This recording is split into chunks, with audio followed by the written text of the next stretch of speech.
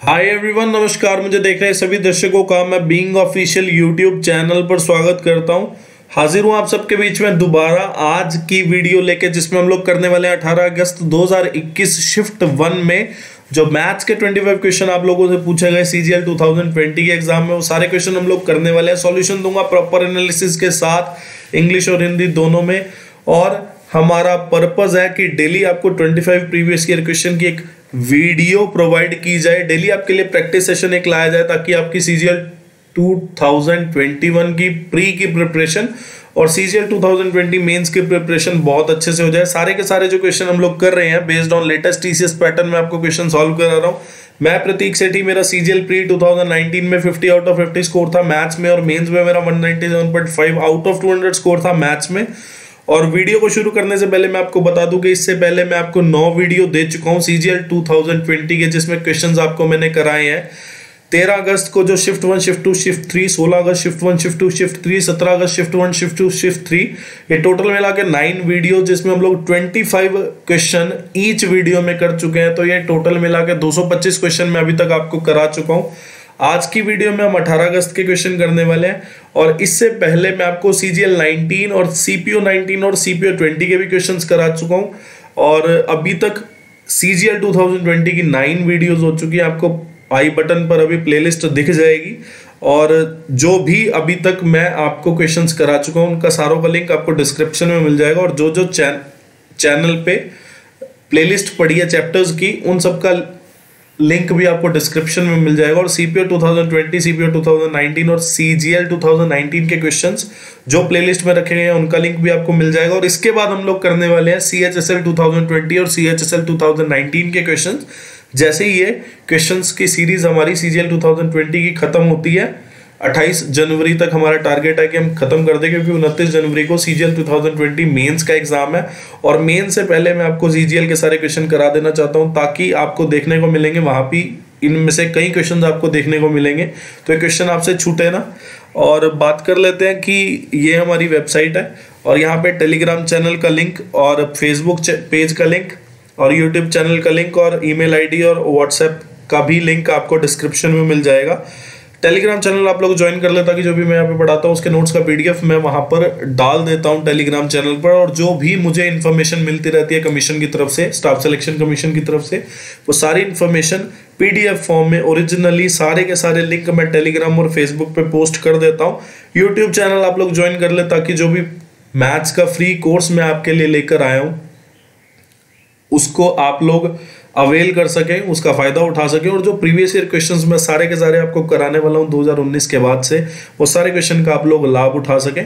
तो चैनल को सब्सक्राइब कर दे जो नया स्टूडेंट हो, और ईमेल आईडी पर मेल कर देना जिसको कोई मेल हो। व्हाट्सएप नंबर आपके सामने है, व्हाट्सएप पे मैसेज कर सकते हैं आप लोग, ठीक है। डिस्क्रिप्शन में आपको सभी लिंक मिल जाएंगे। आज का पहला क्वेश्चन ये रहा। आपने देखा ये क्या लिखा हुआ है? आपने देखा ये लिखा हुआ है साइन ए कॉस बी और कॉस ए साइन भी लिखा हुआ है, ठीक है।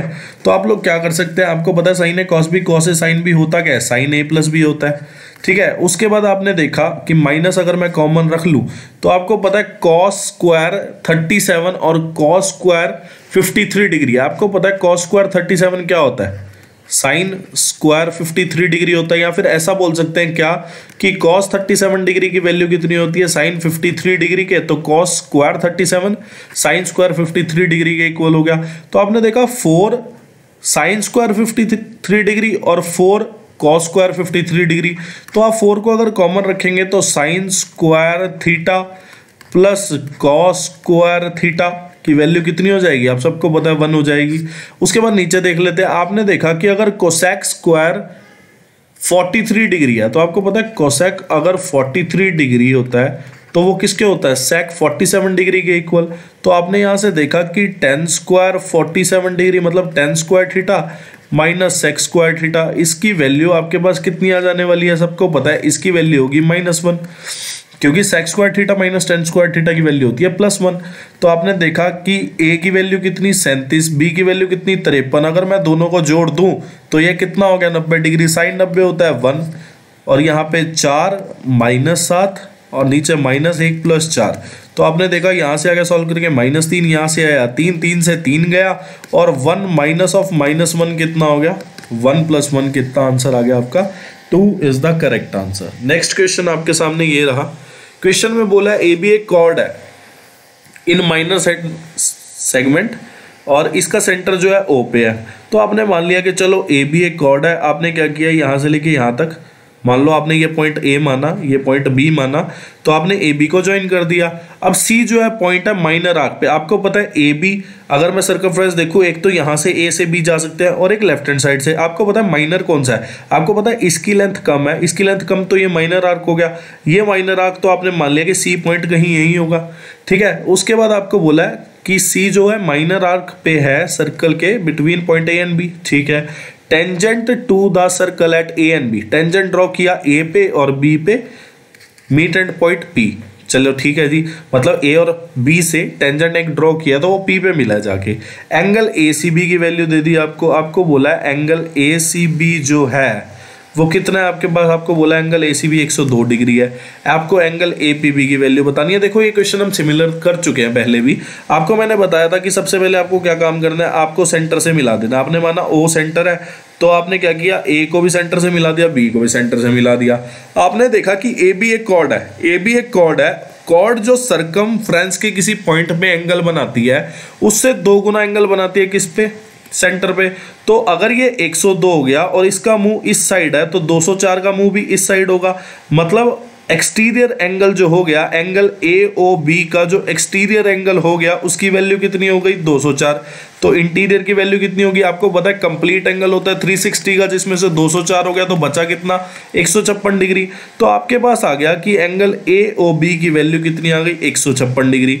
अब आपको पता है टेंजेंट जो है रेडियस के साथ 90 बनाता है, रेडियस के साथ 90 बनाता है। तो आपको समझ आ गई एक चीज क्या, कि एंगल ए पी बी और एंगल ए ओ बी का जोड़ कितना आ गया, 180 डिग्री। अब ए ओ बी जो है वो कितना है, 156। तो एंगल ए पी बी आपके पास बचा कितना, आपने देखा कि एंगल ए पी बी जो आपके पास बचा है उसकी वैल्यू है सिर्फ और सिर्फ 24 degree. 24 degree is the correct answer. कर चुके हैं हम सेम क्वेश्चन पहले भी, ठीक है। क्वेश्चन में बोला है शॉपकीपर ने क्या किया, मार्क कर दिया 25% अबव द कॉस्ट प्राइस और 10% डिस्काउंट वो अलाउ करता है। श्रुति को रेगुलर कस्टमर होने की वजह से उसने 5% एडिशनल डिस्काउंट दिया बिल पे और श्रुति ने पे किया 2394 रुपये जो आइटम उसने परचेज की उसके लिए। कॉस्ट प्राइस पूछा। देखो एक चीज, पहली बात तो ये देखें क्या कि 10% डिस्काउंट तो शॉपकीपर जो है सबको दे रहा है और श्रुति को रेगुलर कस्टमर होने की वजह से उसने 5% और डिस्काउंट दे दिया। सबसे पहले आपने देखा कि श्रुति को कितने डिस्काउंट मिले, 2 डिस्काउंट, एक डिस्काउंट 10%, दूसरा 5%। तो सबसे पहला काम क्या किया, आपने देखा कि श्रुति को टोटल कितना डिस्काउंट मिला, तो आपने सक्सेसिव डिस्काउंट देख लिया। सक्सेसिव डिस्काउंट आपका कितना गया, 15 में से 0.5 अगर मैं घटाऊं तो 14.5%। मतलब श्रुति को टोटल मिला के 14.5% डिस्काउंट मिला है। मैंने क्या किया, मैंने सक्सेसिव डिस्काउंट निकाला। भाई 10% डिस्काउंट उसको 1 मिला, 5 1 मिला, तो आपने देखा कि 10 + 5 - 10 × 5/100 करा अगर मैंने, तो मेरे पास सक्सेसिव डिस्काउंट आ गया। मतलब अगर मैं 2 डिस्काउंट को सिंगल वैल्यू में बताना चाहूं तो मेरी सक्सेसिव डिस्काउंट की वैल्यू कितनी आ गई, 14.5%। मतलब उसको मार्क प्राइस पे 14.5% का डिस्काउंट मिला है, ठीक है। अब आप एक चीज यहां पर देख रहे हैं क्या, कि इसको करने के ना 2 तरीके हैं। एक तरीका क्या है कि मैं यहां पर पहले प्रॉफिट परसेंटेज निकाल लूं। कैसे, आपको पता है प्रॉफिट जो होता है वो क्या होता है, mark minus discount minus mark into discount bye 100। आपको पता है मार्क कितना किया, 25 किया, डिस्काउंट कितना मिला उसको, इतना।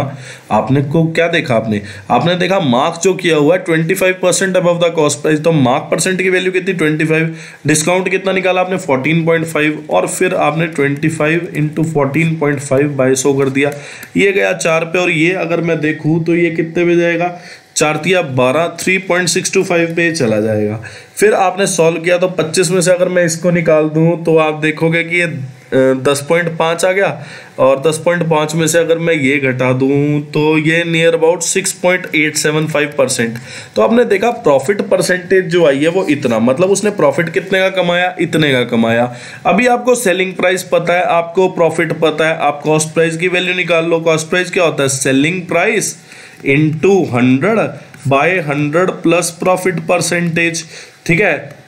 तो इसके बाद आपने देखा, आपने इसको सॉल्व किया तो आपकी यहाँ से वैल्यू कितनी आ गई, आपकी यहाँ से वैल्यू सॉल्व करके आ जाएगी 22.4। ठीक है, तो 22.4 इंटू 100 कितना हो गया, 2240 रुपये। ये आपका आंसर हो जाएगा। एक तरीका तो ये है क्वेश्चन को सॉल्व करने का। दूसरा तरीका तो सब जानते ही हैं, क्या करना है आप लोगों को, आपको सबसे पहले सक्सेसिव डिस्काउंट निकालना है, मतलब आपको देखना है कि उसने डिस्काउंट दिया कितना, या फिर सीधा क्या करें आप लोग देखें कि मार्क प्राइस निकालता हूँ। मार्क प्राइस निकाला मैंने, तो मार्क प्राइस पे क्या हुआ, पहले तो 10% का डिस्काउंट दिया, कितना हो गया 90% वैल्यू तो वैसी ही रहेगी इसकी, मतलब जो शॉपकीपर है मार्क प्राइस पे 10% डिस्काउंट तो सबको ही दे रहा था, तो वैल्यू कितनी रहेगी, मार्क प्राइस इंटू 90/100। अब इसके बाद श्रुति को एडिशनल 5% का डिस्काउंट मिला है, तो आपने देखा कि 5% और छोड़ दिए, तो वैल्यू कितनी बची, 95/100। क्या आ जाएगा आपका सेलिंग प्राइस। तो आप इसको सॉल्व करेंगे तो आपकी मार्क प्राइस की वैल्यू यहाँ से आ जाएगी सॉल्व करके। देख लेते हैं, ये ऐसे ही रहेगा, 20 एक 0 गई, तो 9/10 आ गया यहाँ से। और अगर मैं देखूँ कि ये 17 और ये 2/2 आ गया, और यहाँ से 9 जाएगा ये, तो ये पूरा कट कटा के आपके पास कुछ, मैं आपको सीधा रफली बता देता हूँ, आप कैलकुलेशन जब करोगे तो इसका आंसर, एक सेकंड मैं निकाल ही देता हूँ, 0 से 0 गया और यहाँ पे 2 आ गया, यहाँ पे 19 आएगा, सॉरी। ठीक है, तो पहले मैं 9 से उड़ाता हूँ यहाँ पे। अगर मैं 9 से यहाँ पे उड़ाऊँ तो आप देखेंगे कि 9 दूनी 18 और 59 के पहले 54 आता है, 6 पे जाता है 54, फिर दोबारा 266 आ गया, फिर 19, एक सेकेंड,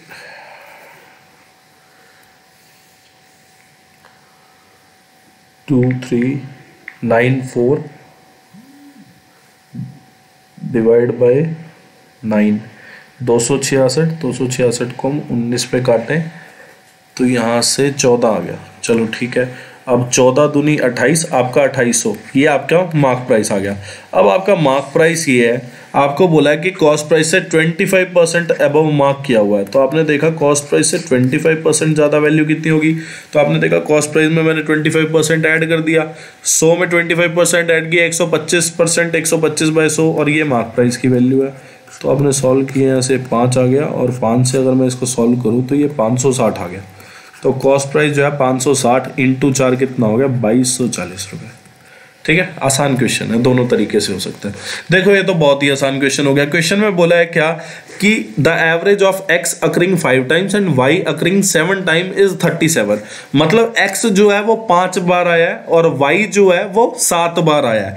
आपने देखा x जो है वो 5 बार है, ठीक है, मतलब नंबर ऑफ आइटम्स कितनी हो गई, x की 5 हो गई। तो आपने देखा कि x की नंबर ऑफ आइटम कितनी 5, तो x को 5 बार जोड़ेंगे कितना आ जाएगा 5x, y को 7 बार जोड़ेंगे तो कितना आ जाएगा 7y, और नंबर ऑफ आइटम्स है कितनी, ये तो आ गया, क्या आ गया आपके पास, ये तो आ गया सम। एवरेज क्या होता है, sum by total number of items. तो टोटल नंबर ऑफ आइटम्स हुई कितनी है, टोटल नंबर ऑफ वैल्यूज हुई कितनी, आपने देखा 5 वैल्यू तो किसकी थी, x की, 7 वैल्यू थी y की, और इसका एवरेज आपको दे दिया। फिर आपको बोला है 7 टाइम्स x है, 5 टाइम्स y है, तो इसका एवरेज कितना 35। ठीक है, तो आप ये 2 इक्वेशन है, 2 वेरिएबल है, आप इसको सॉल्व करोगे तो आपकी x और y दोनों की वैल्यू आ जाएगी। ठीक है, तो x और y दोनों की वैल्यू आप लोग निकाल लेना सॉल्व करके। आसान है, मतलब एलिमिनेशन मेथड या जो भी मेथड आप लोग यूज़ करना चाहे, तो आपका 42 आंसर आ जाएगा। अब ये वाला क्वेश्चन है, क्वेश्चन में दिया है एक एग्जामिनेशन है जिसमें 45% of all the student who appeared are boys. Boys जो है 45% है। 45% की वैल्यू कितनी होती है सबको पता है, 45/100 लिख सकता हूँ। और अगर मैं इसको 5 पे काटूँ तो आप यहाँ से देखेंगे एक बात, क्या आप यहाँ से एक बात देख पा रहे हैं कि अगर मैंने इसको 5 पे काटा तो आपने देखा 5 9 जा 45 और ये 20 पे गया, मतलब टोटल नंबर ऑफ स्टूडेंट जो है, टोटल स्टूडेंट जो है 20 है, जिसमें से 9 जो है बॉयज़ हैं। तो आपने देखा बॉयज़ अगर 9, ठीक है, बॉयज़ अगर 9 है और टोटल नंबर ऑफ स्टूडेंट 20 है, तो गर्ल्स कितनी हो गई, 11 हो गई। 20 में से अगर मैं टोटल नंबर ऑफ स्टूडेंट, आपको पता है कि डिनोमिनेटर में किसकी बात होती है, डिनोमिनेटर में टोटल वैल्यू की बात होती है, बेस वैल्यू की, जिस पे हम चीज निकालते हैं। अब बॉयज में टोटल नंबर ऑफ स्टूडेंट पे तो निकाल सकता हूं, ऐसा तो हो नहीं सकता कि मैं टोटल नंबर ऑफ गर्ल्स पे बॉयज निकाल दूंगा। स्टूडेंट्स में से बॉयज निकल के आए ना, गर्ल्स में से बॉयज तो निकल के नहीं आएंगे। तो आपने एक चीज देखी क्या कि टोटल स्टूडेंट्स जो है 20 है, जिसमें से बॉयज की वैल्यू 9 है, तो गर्ल्स की वैल्यू कितनी हो जाएगी, 11 हो जाएगी। मैंने क्या किया, लेट कर लिया कि बॉयज जो है ना वो 900 है, तो गर्ल्स कितनी आ गई आपके पास, 1100 आ गई। मैंने लेट कर ली ये चीज, ठीक है। अब आपको पता है क्या कि ये जो बॉयज हैं ये अपीयर्ड है, ये गर्ल्स जो है ये अपीयर्ड है। अब हम पास फेल की बात कर लेते हैं। आपने देखा 60% बॉयज जो है वो पास हुए हैं, 70% गर्ल। आपने देखा 900 का 60% कितना आ जाएगा, आपको पता है 900 का 60% आ जाएगा 540। अब 900 का 60% आ गया आपके पास 540, तो आपको पता चल गया कि 900 में से 540 बच्चे तो पास हो गए, तो फेल कितने हुए, 360 हो गए। आपने 900 में से 540 घटा दिए। अब आपने देखा 1100 लड़कियां, जिसमें से 70% लड़की जो है पास हो गई, मतलब 1100 का 70% कितना हो जाएगा, 770। तो 30% लड़कियां फेल हो गई, तो 1100 का 30% कितना हुआ, 330। अब आपसे पूछा है what percentage of student who failed, मतलब what is the percentage of students who failed, failed student का परसेंटेज बताना है। तो आपने देखा फेल्ड स्टूडेंट कितने, फेल्ड बॉय इतने, फेल्ड गर्ल इतनी, तो टोटल स्टूडेंट कितने हो गए जो फेल हुए। आपने देखा 690 ये जो बच्चे हैं, मतलब 690 जो बच्चे हैं वो फेल हो चुके हैं, जिसमें बॉयज भी हैं और गर्ल्स भी हैं, मतलब total number of students who failed कितना आ गया, 690। और आपको पता नहीं इसका परसेंटेज किस पे निकलेगा, टोटल नंबर ऑफ स्टूडेंट, जिसको हमने कितना लेट किया था 1100 और 900 को ऐड करो तो कितना आ जाएगा, 2000। टोटल नंबर ऑफ स्टूडेंट्स पे निकालना पड़ेगा ना, तो बॉयज और गर्ल्स को मिला के टोटल नंबर ऑफ स्टूडेंट्स आ जाएगा आपके पास। तो आपने यहाँ से देखा कि इसकी वैल्यू जो है 64 मने 68 मने 34 आ जाएगा। तो 34.5 इज योर करेक्ट आंसर। आसान क्वेश्चन है, ठीक है। नेक्स्ट क्वेश्चन आपके सामने ये रहा। क्वेश्चन में देखो, चलो ये आप लोग खुद से करना, बहुत कर चुके हैं हम ऐसे क्वेश्चंस, ठीक है। अब ये क्वेश्चन में बोला what is the difference between the simple interest and compound interest on a sum of. पहली बात तो क्या करूंगा मैं, सबसे पहले क्या काम करने वाला हूं, मैं ना कंपाउंड इंटरेस्ट का टेबल बनाता हूं। देखो मैं आपको एक बहुत सिंपल प्रोसीजर बताऊंगा इस क्वेश्चन को सॉल्व करने का। आप कुछ ना करें, आप सिर्फ कंपाउंड इंटरेस्ट का टेबल बनाएं। कैसे बनाएंगे, आपने देखा कि प्रिंसिपल जो है इतना है, रेट ऑफ इंटरेस्ट इतना है, टाइम इतना है। तो आपने देखा प्रिंसिपल अगर 8000 है तो पहले साल का ब्याज क्या होगा, प्रिंसिपल पे लगेगा पहले साल। तो क्योंकि कंपाउंड इंटरेस्ट में क्या होता है, प्रिंसिपल पे तो ब्याज लगता ही लगता है, ब्याज पे भी ब्याज लगता है। अब आप एक चीज यहाँ पे नोटिस कर रहे हैं क्या कि पहले साल में तो सिर्फ प्रिंसिपल पे ही ब्याज लगेगा। तो पहले साल का ब्याज कितना हो गया, आपने देखा 8000 का 10% कितना हो जाएगा, सबको पता है 800 हो जाएगा। फिर मैं क्या बोलता हूं, मैं बोलता हूं कि दूसरे साल का ब्याज कितना होगा, पहले तो प्रिंसिपल पे लगेगा और फिर इंटरेस्ट पे लगेगा, मतलब 800 पे 10% ब्याज लगेगा, तो कितना आ जाएगा 80।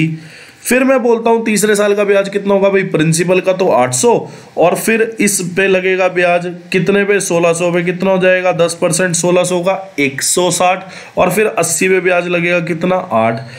80 का जो 10% है वो कितना हो जाएगा, आपके पास 8 हो जाएगा। या फिर आप ना सीधा बनाया करो, कैसे, आपने क्या देखा, आपने देखा पहला जो साल है उसका इंटरेस्ट कितना, आपने सीधा निकाल लिया 8000 का 10% कितना हो गया 800। अब जितने मर्जी साल पूछे जाए, मान लो मैं आपको 4 साल का एक मोटा मोटा सा आइडिया देता हूँ, भाई 4 साल का कंपाउंड इंटरेस्ट क्या हो जाएगा। देखो क्या करो, आपने 800 लिख दिया। अब ये लाइन होती है सेम, चाहे 4 साल की बात करो, चाहे 5 की, चाहे 10 की, ये लाइन तो सेम रहती है, ठीक है। मतलब अगर पहला वर्ड 800 आ गया तो इसके वर्टिकली जो भी आएगा वो 800 ही आएगा। अब उसके बाद आपने देखा क्या कि 800 का जो 10% है, 800 का 10% कितना हो गया 80। अब 80 एकम 80, 80 दूनी 160, 80 दिया कितना हो जाएगा 240, ऐसे लिखना है। मतलब 80 एकम 80, 80 दूनी मतलब ये कितना हो गया, ये जो है 81 जा, ये 82 जा, ये 83 जा। मतलब सेकंड कॉलम में क्या होगा 1 जा, 2 जा और 3 जा आ जाएगा। फिर उसके बाद आप देखोगे कि क्या,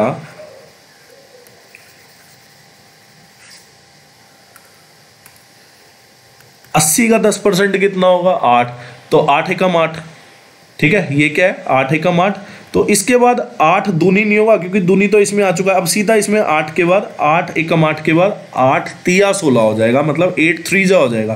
पहले क्या किया था हमने 8 1 जा मतलब 81 जा और ये 82 जा था। अब आपको क्या करना है 1 जा के बाद सीधा 3 जा करना है, ठीक है। उसके बाद 8 का 10% आप निकालोगे तो यहाँ पे 0.8 आ जाएगा। तो इस तरह से टेबल तैयार होता है, ठीक है। अब मैंने आपको क्या बताया क्या कि पहले साल का जो ब्याज आया आपके पास कितना आया, आपने देखा पहले साल का ब्याज 800 आ गया, दूसरे का कितना आ गया 800 + 80, तीसरे का क्या आ गया 800 + 160 + 8। अब आपने देखा कि यार तीसरा साल तो पूरा है ही कहाँ, तीसरा साल पूरा है ही कहाँ, तीसरा तो 2/5 साल है। मतलब पहले 2 साल तो पूरे पूरे 1 साल, दूसरा साल, उसके बाद क्या है 2/5 साल है।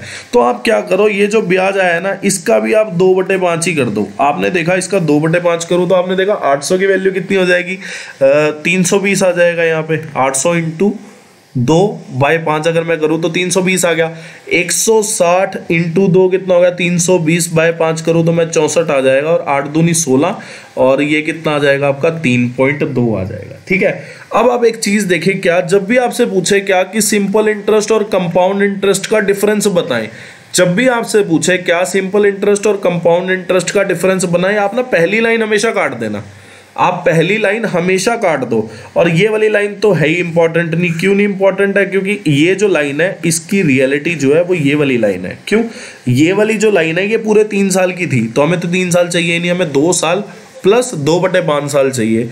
तो आपके पास अब जो बचा है इसको आप अगर जोड़ दो, ये जो आएगा 147.2 आ जाएगा। तो ये है आपका difference between simple interest and compound interest. अब एक और चीज मैं आपको बताता हूं, देखो हमने क्या टेबल बनाया था 800 800 800 800, मजा आएगा देखो आपको।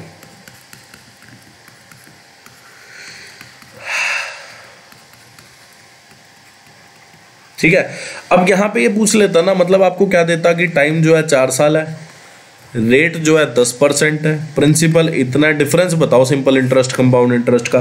तो ये 4 साल का टेबल बन चुका है, हमको पहली लाइन काटनी है। अब जो बचा ये जो है डिफरेंस है सिंपल इंटरेस्ट और कंपाउंड इंटरेस्ट का। क्यों काटा हमने ये, क्योंकि सिंपल इंटरेस्ट जो है हर साल प्रिंसिपल पे ही लगना है और ये जो सबसे पहले वाला कॉलम होता है ये प्रिंसिपल का इंटरेस्ट होता है, तो हम इसको काट देते हैं।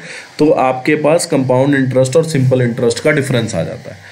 अब आपको पता है x⁴, ये क्वेश्चन बहुत आया 2019 CGL में, ठीक है। अब की बार भी देखो पूछा है आपसे और सिमिलर क्वेश्चन है ये, 2019 में सिमिलर क्वेश्चन था, इक्वेशन भी चेंज नहीं था, ठीक है। आपको बोला x⁴ + y⁴ + x² y²। अब इसके फैक्टर ना 2 होते हैं, क्या x² + y² + xy into x² + y² - xy, ठीक है। तो अगर इसके 2 फैक्टर है तो मैं इसको सीधा सीधा लिख सकता हूं क्या कि x⁴ + y⁴ + x² y² equal to क्या होता है x² + y² + xy into x² + y² - xy। इसकी वैल्यू 21 आ गई। अब आपको पता है इसकी वैल्यू है 3 नहीं 7। अब इसकी वैल्यू आपके पास 7 है तो आपको पता ही गया 3 पे, तो x² + y² + xy की वैल्यू आपके पास 3 आ गई और x² + y² - xy की वैल्यू आपके पास कितनी है 7। अब मैं पहले तो इसको देख लेता हूं कि ये सॉल्ट हो गया, क्या बनेगा। आप देखोगे कि x² + y² xy लिखा हुआ है, मतलब मुझे दोनों चीजें पता करनी है, क्या कि x² + y² भी पता करना है और xy भी। तो आप देखोगे अगर मैं पहली दोनों इक्वेशन को जोड़ूं तो आप देखोगे 2x² + y² की वैल्यू 10 लिखी है, तो x² + y² की वैल्यू कितनी आ गई आपके पास x² + y² की वैल्यू आ गई 5। अगर x² + y² की वैल्यू 5 है तो xy की वैल्यू कितनी आ जाएगी -2। 5 - 2 तो कितना हो गया -5/2 इज योर करेक्ट आंसर। अब ये वाला क्वेश्चन है, देखो हमने बहुत कर लिया है क्वेश्चन, बहुत ज़्यादा, ठीक है। तो सबसे पहले आप लोग 30, 60 और 90 डिग्री रख के, 90 नहीं 45 रख के चेक करें। नहीं बनता तो आप लोग किससे सॉल्व करेंगे, यहाँ पे sin² थीटा को 1 - cos² थीटा रखेंगे, ठीक है। तो उसके बाद जाके क्वेश्चन सॉल्व होगा आपका, तो आप लोग सॉल्व कर लेना। पहले 30, 60, 90 पे चेक कर लेना, लेफ्ट हैंड साइड में रख के। अगर 0 बनता है तब तो वही वैल्यू हो जाएगी जो वैल्यू रख के 0 बना है, या फिर अगर नहीं बनता आपका पहले 5, 7 सेकंड में, 10 सेकंड में, तो आप लोग सीधा इसको सॉल्व करें, इससे आपका आंसर आ जाएगा, ठीक है।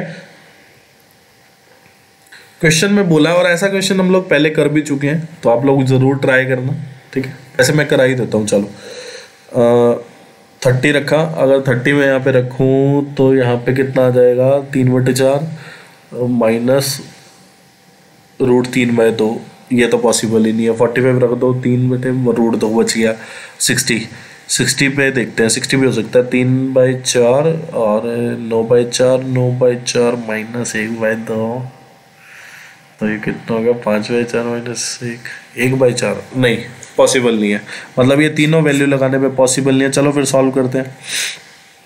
3 - 3 cos square theta minus cos theta -1 = 0। तो आपने देखा 3 cos square theta plus cos theta -2 = 0 आ गया आपके पास, ठीक है। यहाँ तक हमारा क्वेश्चन सही है। चलो उसके बाद फैक्टर बना दो। फैक्टर क्या क्या दिख रहे हैं आपको, पता 3 दूनी 6, तो 3 cos थीटा -2 cos थीटा आ जाएगा आपके पास, -2 = 0। तो यहाँ पे आ गया एक फैक्टर तो बन गया क्या, 3 cos थीटा -2 और cos थीटा +1। एक वैल्यू तो आ गई आपकी क्या, cos थीटा = -1, और एक वैल्यू कितनी आ गई, cos थीटा = 2/3। अब आप देखो cos थीटा -1 कब होता है, cos थीटा -1 तब होता है जब थीटा जो है 180 डिग्री।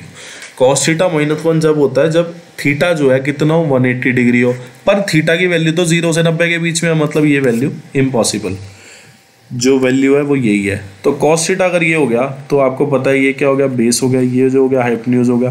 तो परपेंडिकुलर कितना होगा, √9 - 4 कितना होगा, √5 हो जाएगा, मतलब √ हाइपर का स्क्वायर माइनस हाइपर का नहीं, हाइपोटेन्यूज का स्क्वायर माइनस बेस का स्क्वायर, तो ये परपेंडिकुलर आ गया। अब आप cot थीटा क्या होता है, बेस बाय परपेंडिकुलर, और कोसेक थीटा क्या होता है, हाइपोटेन्यूज बाय परपेंडिकुलर। तो 5/√5 अगर मैं काट दूं तो √5 इज द करेक्ट आंसर। ये वाला क्वेश्चन है, देखो x + y की वैल्यू कितनी दे रखी, 3। अगर मैं इसको सॉल्व करूं तो नीचे आ गया एलसीएम कितना, xy, ऊपर हो गया x + y -3/10। तो आपने देखा x + y कितना, 3, ये गया, xy की वैल्यू कितनी आ गई, -10। इसको अगर मैं स्क्वायर कर दूं, लेफ्ट हैंड साइड और राइट हैंड साइड दोनों अगर मैं इसको स्क्वायर कर दूं तो आपने देखा ये आ गया, और एक्स वाई की वैल्यू कितनी, -10। तो 2 -10 कितना, -20, और राइट हैंड साइड में जाके +20 हो जाएगा, तो 9 + 20 कितना हो गया, 29। अब ये वाला क्वेश्चन है, आपने क्या किया, 375 को a मान लिया, b कितना रह गया आपका 125। तो आपने देखा ऊपर क्या लिखा है, ऊपर लिखा है a + b का होल स्क्वायर, नीचे क्या लिखा है, और नीचे क्या लिखा है, a² - b²। तो आप यहाँ से देख रहे हो कि मैं अगर इसको खोल लूँ तो a² + b² + 2ab -a² - b² + 2ab आ जाएगा, ठीक है, क्योंकि यहाँ पे माइनस है और अंदर क्या बचेगा, यहाँ पे a² + b² - 2ab, ठीक है।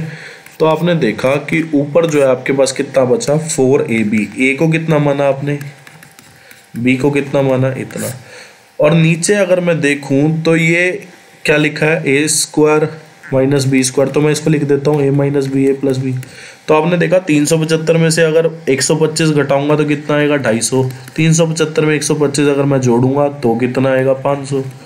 तो ये गया, ये तो पूरा गया। अब ये कितना बचा, 125 दिया, 125 दूनी, तो 3/2 is the correct answer. Question में बोला है क्या, क्वेश्चन में बोला है कि ए और बी अगर साथ में मिलके काम करे, काम 20 दिन में ख़त्म कर देंगे, और बी और सी अगर साथ में मिलके काम करे तो काम 24 दिन में ख़त्म कर देंगे। आपने देखा टोटल वर्क कितना आ गया, आपने देखा कि टोटल वर्क जो है वो कितना आ जाएगा, 120। ये टोटल टाइम है। 1 डे वर्क कितना आ गया, आपने देखा, देखो पहले तो ये चीज़ देखो आप लोग क्या, कि ए और बी जो है टोटल टाइम कितना लेते हैं किसी काम को ख़त्म करने का, 20 दिन। उसी काम को ख़त्म करने का बी और सी 24 दिन लेते हैं। तो 20 और 24 का एलसीएम कितना आ गया, 120, जो कि हम टोटल वर्क मानते हैं। 1 डे वर्क कितना आ गया, 120/20, 6। ए और बी साथ में मिलकर एक दिन में कितना काम करते हैं, 6। या ए और बी की एफिशिएंसी कितनी है, 6। आपको पता है 1 डे वर्क और एफिशिएंसी बात एक ही होती है। ये कितना आ गया, 5, ठीक है। अब आपको पता है कि जो ए जो है वो twice as good a workman as सी।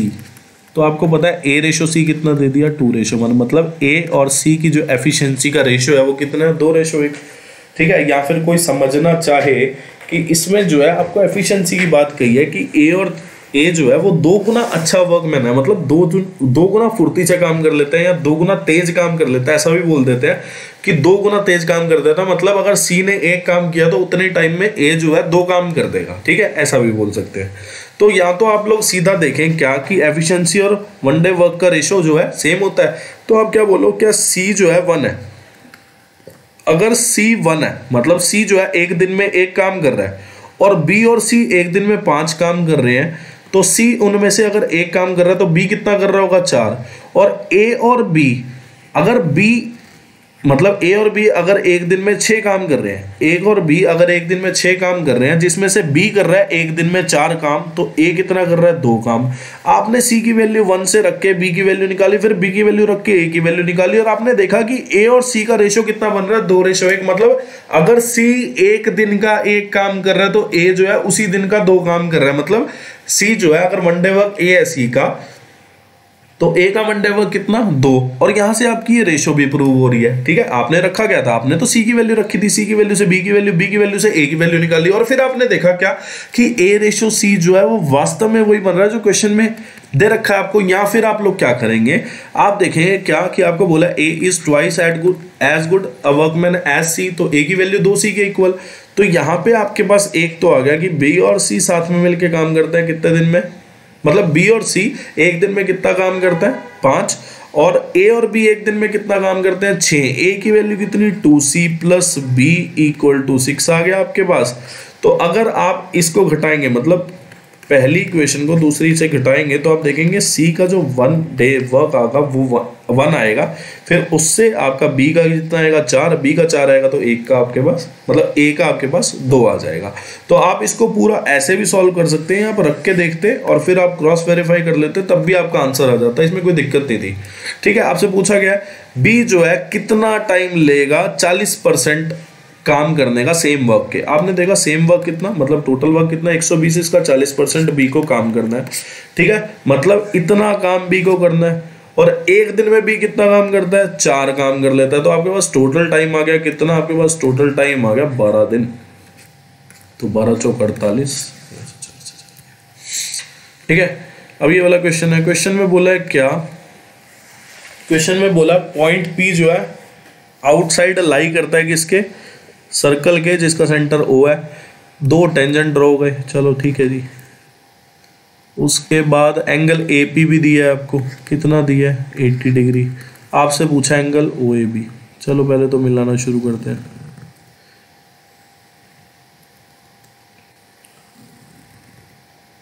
ये वाला एंगल पूछा, देखो बहुत आसान क्वेश्चन है। आपको पता है एंगल ए पी बी और एंगल ए ओ बी का जोड़ कितना होगा, 180। क्यों, क्योंकि ये भी 90, ये भी 90, sum of all angles of quadrilateral जो कि बन रही है ओ ए पी बी, तो इसका सम ऑफ ऑल एंगल कितना होता है, 360, जिसमें से 2 तो 90 के हो गए, मतलब 180 तो चला गया, रहा कितना गया, 180। तो आपने देखा ये कितना एंगल बनेगा, ये बनेगा 100 डिग्री। अगर ये 100 है, ये लेंथ इसके इक्वल है क्योंकि दोनों रेडियस है, ओ ए इक्वल टू ओ बी, तो इनके सामने वाले एंगल भी आपस में इक्वल होंगे, मतलब this angle equal to this angle. आपने देखा sum of all angle of triangle कितना होता है, 180, जिसमें से एक एंगल हो गया 100 का, तो बाकी दोनों का जोड़ कितना हो गया, 80। अब बाकी दोनों एंगल इक्वल है, तो ये भी 40 डिग्री हो गया, ये भी 40 डिग्री हो गया, क्वेश्चन खत्म हो गया। इतना सही था बस।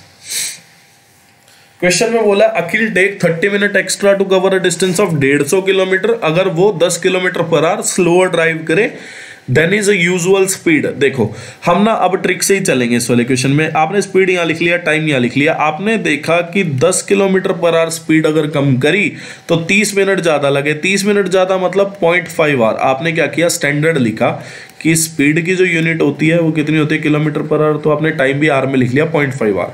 अब आप 10 का 2 गुना लिखो, 3 गुना लिखो, 4 गुना लिखो, 5 गुना लिख लो और 6 गुना, यहाँ तक ही लिख लो, ठीक है। 0.5 का 2 गुना, 3 गुना, 4 गुना, 5 गुना और 6 गुना, ठीक है, या फिर उतना उतना ऐड करते रहो, जैसे 10 में 10 ऐड किया, 20 में 10 ऐड किया, 30 में 10 ऐड किया, 40 में 10 ऐड किया, 50 में 10 ऐड किया, 60, और 0.5 में 0.5 ऐड किया, 1 में 0.5 ऐड किया, इतना 0.5 ऐड किया, मतलब ऐड करते चले। अब क्रॉस मल्टीप्लाई करो, आपने देखा 10 एकम 10 जाती नहीं बात, 20 को अगर मैं इससे करूं और अगर मैं 30 को 30 आएगा नहीं, 30 दूनी 60, ये भी नहीं बनता। 40 को अगर मैं 50 × 2 करूं कितना 100, और 50 × 3, तो आप देखो अगर मैं यहाँ पे क्रॉस मल्टीप्लाई करता हूँ, आपने देखा 50 × 3 मतलब डिस्टेंस क्या होता है, आपको पता है डिस्टेंस होता है स्पीड इनटू टाइम, तो मैंने क्रॉस मल्टीप्लाई करके चेक किया, आपने देखा 50 × 3 150, और फिर 60 × 2.5 भी उतना ही होगा, मतलब क्रॉस मल्टीप्लाई में 10 × 1 जितना होगा उतना ही 20 × 0.5 होगा। तो आपने देखा कि अगर मैं दोनों क्रॉस मल्टीप्लाई कर रहा हूँ, 50 को 3 से और 60 को 2.5 से अगर मैं मल्टीप्लाई कर रहा हूँ, तो आप देख रहे हो डिस्टेंस की वैल्यू कितनी आ रही है, आप देख रहे हो 150 किलोमीटर, और क्वेश्चन में दिया कितना है, डिस्टेंस 150 किलोमीटर ही दिया है। मतलब पहली जो इक्वेशन है जिसमें सिचुएशन दी है उसमें डिस्टेंस दिया कितना है आपको, 150 किलोमीटर। तो आपकी ये ट्रिक तो पहली बात तो फुलफिल हुई, क्या कि डिस्टेंस 150 किलोमीटर क्रॉस मल्टीप्लाई करके आ रहा है। अब आपको पहचानिए यूजुअल स्पीड कौन सी और कम स्पीड कौन सी है। देखो क्वेश्चन में आपको बोला 10 किलोमीटर पर आवर कम करी स्पीड, आपके पास आई दो स्पीड, एक स्पीड 50 एक 60, जाहिर सी बात है कि 60 यूजुअल स्पीड रही होगी, तभी उसमें 10 किलोमीटर पर आवर स्लोअर किया, तब जाके वो 50 किलोमीटर पर आवर बनी। अगर आपको बोलता कि अगर वो ड्राइव कर रहा है 10 किलोमीटर पर आवर फास्टर, और फिर आपके पास दो स्पीड आती 50 और 60, तो आप क्या कहते हैं, यूजुअल स्पीड भाई 50 है, तभी उसने 10 बढ़ा के कितनी स्पीड कर ली अपनी 60। अभी बोला उसने 10 घटाई है स्पीड, 10 अगर घटाई है तो आप देख रहे हैं यहाँ पे क्या कि यूजुअल स्पीड जो है आपके पास कितनी आ गई, 60।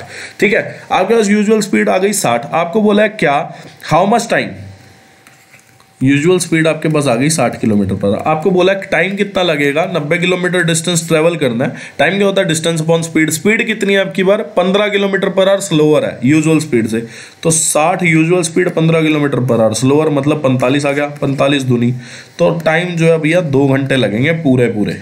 ठीक है, अब ये वाला क्वेश्चन है, ये क्वेश्चन बहुत आसान है। क्वेश्चन में बोला है क्या कॉर्ड ए बी, पहली बात तो मैं यहाँ से लेके यहाँ तक अगर ड्रॉ करूँ तो मैंने मान लिया कि ये कॉर्ड ए बी आ गई, चलो ठीक है।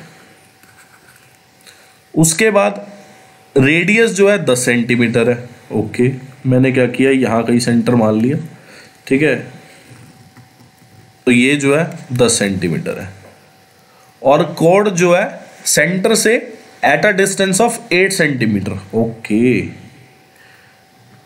तो सेंटर से 8 सेंटीमीटर के डिस्टेंस पे है कॉर्ड। तो आपने देखा अगर ये 10 ये 8 और ये 90 डिग्री, तो 6 8 10 का ट्रिपलेट होता है, ये 6 हो गया। और आपको पता है कि सेंटर से अगर मैं परपेंडिकुलर डालूं कॉर्ड पे तो वो मिड पॉइंट पे जाके गिरता है, तो अगर ऊपर वाला 6 तो नीचे वाला भी 6 होगा, मतलब अगर AD अगर 6 सेंटीमीटर हो गया तो BD भी 6 सेंटीमीटर हो जाएगा। क्वेश्चन में बोला है लेंथ ऑफ AP बताओ, अच्छा जी, लेंथ ऑफ AP क्या है, ये है, इसकी लेंथ पूछी है, तो आप सबसे पहले तो ज्वाइन करें। ठीक है, आपने यहाँ पे देखा, क्या आप यहाँ पे देखते हो कि यार मैं ना कोई दो ट्रायंगल अगर सिमिलर कर दूं, मतलब ऐसी दो ट्रायंगल जिसमें एक तो AP हो, ठीक है, AP किसमें, ट्रायंगल APO में। आपने देखा ट्रायंगल APO जो है वो किसके सिमिलर हो सकती है। सबसे पहले तो मैं एक चीज़ देखता हूँ क्या कि APO में जो एंगल A है वो 90 डिग्री है, तो आप देखो कि आपको ADO की ना हर लेंथ पता है, मतलब ट्रायंगल जो ADO है, ये वाली जो ट्रायंगल है, ट्रायंगल ADO जो है इसकी आपको हर लेंथ पता है, और APO की आपको एक लेंथ पता है। मतलब अगर मुझे एक लेंथ निकालनी है और एक लेंथ पता है, ठीक है, एक लेंथ मुझे एक ट्रायंगल की पता है और एक निकालनी है, तो मैं उसको सिमिलर उसी ट्रायंगल से दिखाऊंगा ना जिसकी मुझे या तो दो साइड पता हो या तीनों साइड पता हो। मुझे तीनों साइड पता है किसकी, ADO की। मैं देखता हूं क्या कि यार सिमिलरिटी अगर मुझे दिखानी है, तो मैंने देखा कि APO में जो एंगल A है वो 90 डिग्री है, तो आप देख सकते हो एंगल D यहाँ पे 90 डिग्री है, तो आपने पहले तो लिख लिया D, ठीक है जी। उसके बाद आपका एंगल O तो दोनों में ही कॉमन है, DO, तो DAO आपकी एक ट्रायंगल बन गई, मतलब एंगल O जो है वो तो कॉमन ही है, और एंगल A जो है वो इक्वल टू एंगल D हो जाएगा, क्योंकि दोनों एंगल की वैल्यू है कितनी, 90 डिग्री। तो आपका AA सिमिलरिटी से ये दोनों ट्रायंगल जो है आपकी सिमिलर हो चुकी है। अब आपको पता क्या है, आपको पता है AP निकालनी है, तो AP बाय AD, और आपको बड़ी ट्रायंगल में से AO पता है, तो अगर AO तो यहाँ पे कितना आएगा आपका DO। तो ए बी की लेंथ आ जाएगी आपकी, ए डी कितना है, ए डी है आपका भैया 6, ए ओ कितना है 10 है, डी ओ कितना है 8 है, तो 60/8 आ गया आपका। 60/8 को आप लोग क्या बोलेंगे, 7.5, 8 7 जा 56, 7.5 सेंटीमीटर। या फिर देखो ए बी को जनरली हम लोग 2a बोलते हैं, मतलब इसका ना एक फॉर्मूला होता है प्रॉपर, क्या इसका फॉर्मूला होता है, पी ए और पी बी निकालने का क्या होता है, A R R square minus A square. ये तो जो है रेडियस हो जाती है किसकी, रेडियस ऑफ सर्कल, और ए जो है वो हाफ लेंथ ऑफ कॉर्ड होती है। मतलब ए बी अगर मैं कॉर्ड बना दूं जिसकी लेंथ मैं 2a बोलूंगा, तो ए यहाँ पे काउंट होता है जो कि half of length of chord A B होता है। ठीक है, ये फॉर्मूला भी होता है। तो फॉर्मूला मैं अभी नहीं आपको डेरिवेट कर सकता था, तो मैंने इसका दूसरा प्रोसीजर आपको बताया कि आप लोग क्या करें, सिमिलरिटी करके इसको इक्वल प्रूव कर दें। ठीक है, parameter of circum circle, perimeter of semi circle दिया आपको इतना, आपको पूछा डायमीटर बताओ। देखो कई लोग कंफ्यूजन हो जाते हैं, क्या कईयों कंफ्यूजन होती है कि भैया सर्कल का तो पेरीमीटर इतना होता है या सर्कल का तो सर्कमफ्रेंस इतना होता है, तो सेमी सर्कल का हो जाएगा /2, जो कि बहुत गलत है। आप एक चीज देखें, सेमी सर्कल होता क्या है, सेमी सर्कल होता है ये। ठीक है, तो आप देखें कि ये है सिर्फ पाई आर के अलावा आप देखोगे एक डायामीटर का भी आपको सर्कमफ्रेंस काउंट करना है। ठीक है, तो आप देखो पाई आर और डायामीटर को रेडियस के हिसाब से लिखूं तो 2r, इसकी लेंथ दी है आपको। मतलब ये जो है ये है पूरा parameter of circle, parameter of semi circle. ठीक है, तो आपने देखा आर को अगर मैं कॉमन रखूं तो 25.7 और पाई + 2, पाई की वैल्यू कितनी 3.14 में अगर मैं जोड़ूं तो 5.14 आ जाएगा। 3.14 में अगर मैं 2 जोड़ूं तो 5.14 आ जाएगा। आपसे पूछा गया डायमीटर बताओ, डायमीटर होता कितना है 2r, 10 आ जाएगा। ठीक है, डायमीटर की वैल्यू।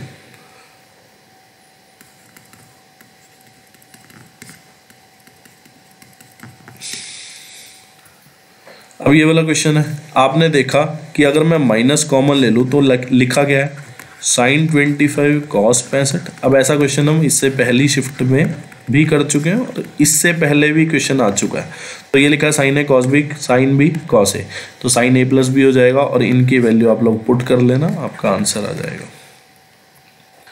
क्वेश्चन बोला है find the ratio between the fourth proportional, ये a ये b ये c। फोर्थ प्रोपोर्शनल का फॉर्मूला कितना होता है bc/a। रेशो पूछा किससे, third proportional of b²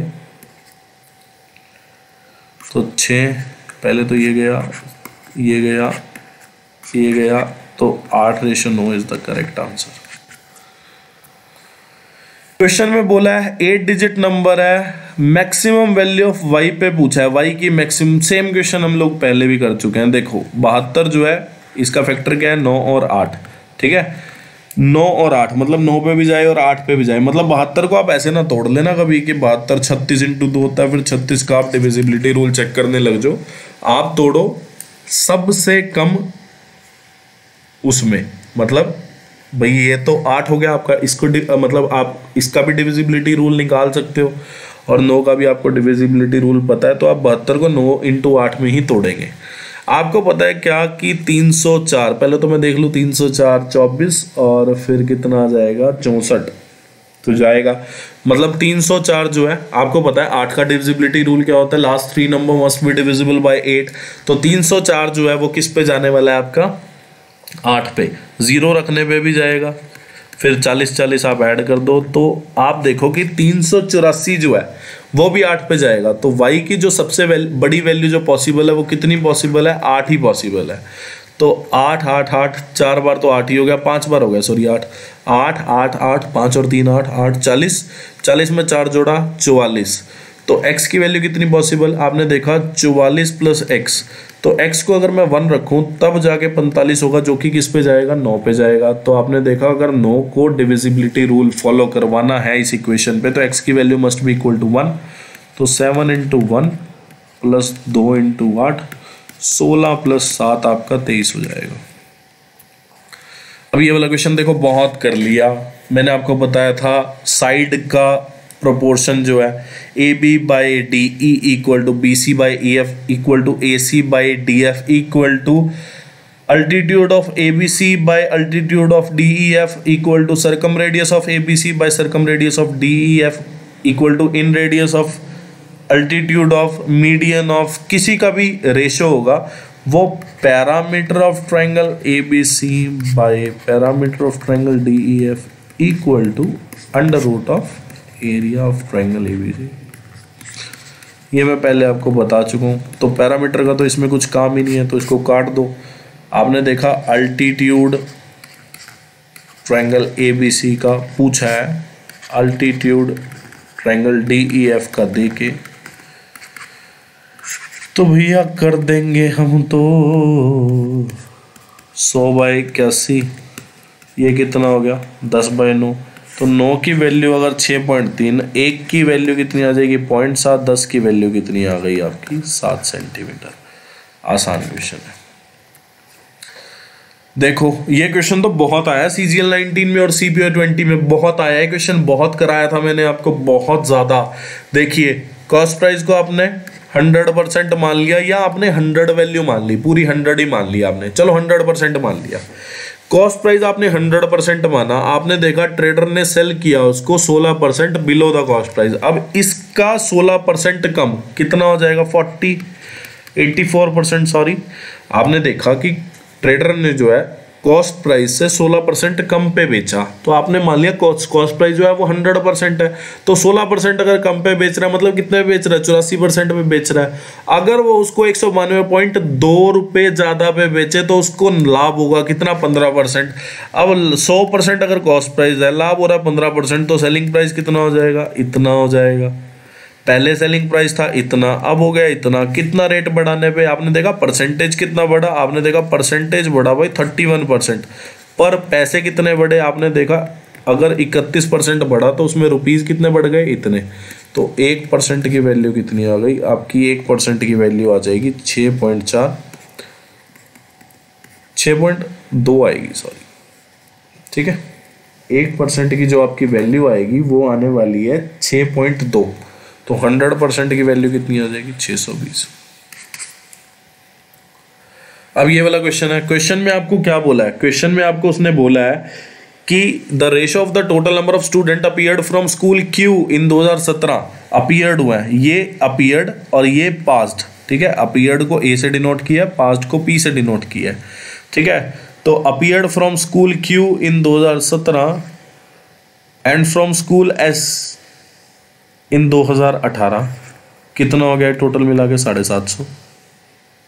ratio पूछा है किससे, to the total number of student passed from school R, school R से पास हुए हैं जो 2018 में 405, और स्कूल टी से पास हुए हैं 2014 में। तो ये कितना हो गया भैया, ये हो गया 30, ये हो गया 630, ठीक है। तो 75:63, और अगर मैं देखूं कि ये 3 पे जा सकता है, हाँ भाई जाएगा, 25:21 इज योर करेक्ट आंसर, ठीक है। नेक्स्ट क्वेश्चन, क्वेश्चन में बोला है क्या, क्वेश्चन में आपको दे दिया उसने कि the total number of student passed from school Q in 2014 and 18, 2014 में और 2018 में कितने पास हो गए, 560 पास हो गए। Is what percentage less than the total number of student appeared from school R, appeared आपकी बार R और S 2017 में, 2017 में R और S से कितने अपीयर हुए भाई 420, और 380 जोड़ा अगर मैंने कितना आ गया 800 आ गया। तो ये कितना कम है, आपने देखा 240 कम है। किस पे पूछा है आपसे, 800 पे पूछा है। 30% is the correct answer. Question में बोला what is the difference between the average of the number of boys in commerce stream, number of boys in commerce stream, इसका एवरेज बताओ, और average of the number of girls in the art stream, ठीक है। तो इन दोनों के average का difference आपसे पूछा है, ठीक है। आपने देखा 35 में अगर मैं 32 जोड़ूं तो कितना आ जाएगा, 35 में 32, 67 में 36 अगर मैं जोड़ूँ तो 103 में 28 अगर जोड़ूँ तो 131 और 39 आपका 170 हो गया। तो 170 बाय 5 अगर मैं करूँ तो 34 आ जाएगा। मतलब average of the number of boys in commerce stream कितना आ गया? 34। अब 36 में आपने 46 जोड़ा तो 82 आ गया। 82 में 42 जोड़ा 124 और 86, ये आ गया आपका 210 आ गया total number of girls. Average कितना आ गया? एवरेज आ गया 42। इन दोनों का डिफरेंस पूछा था। तो आर्ट्स में एवरेज नंबर ऑफ गर्ल्स इतनी, कॉमर्स में एवरेज नंबर ऑफ बॉयज इतनी, इन दोनों का डिफरेंस कितना आ गया आपके पास? 8 आ गया। लास्ट क्वेश्चन आज का। क्वेश्चन में बोला है what is the ratio of the total export of company B. Company B ये वाली है 2011 एंड 2014। 2011 और 2014 इसका रेशियो पूछा है किससे? कंपनी ए के एक्सपोर्ट से 2012 और 2015, 340। लो जी, अब आपने क्या किया? आपने की सियानी बात की। आपने 5 पे काटा इसको, तो 5 पे काटा आपने तो यहाँ से 55 आ गया। 55:68 इज द करेक्ट आंसर। तो आज की वीडियो में इतना ही। और ये वाला वीडियो जो है मैं उम्मीद करता हूँ आपको सब समझ आया होगा। बहुत अच्छे क्वेश्चंस थे इसमें, ठीक है। तो वीडियो को लाइक कर देना, चैनल को सब्सक्राइब कर देना, शेयर कर देना, फ्रेंड रिलेटिव नोन जो भी तैयारी कर रहा हो कमेंट कर देना, फॉलो कर लेना। And thanks for watching this video. आप लोग खुश रहें, तैयारी करते रहें। Thank you. और एक और इम्पॉर्टेंट अनाउंसमेंट, क्या कि अगर मैंने वीडियो 6 बजे या 6:30 डाली तो उम्मीद है कि आपको दूसरी वीडियो जो है वो आपको 8:30-9 बजे मिलेगी, ठीक है। Thank you.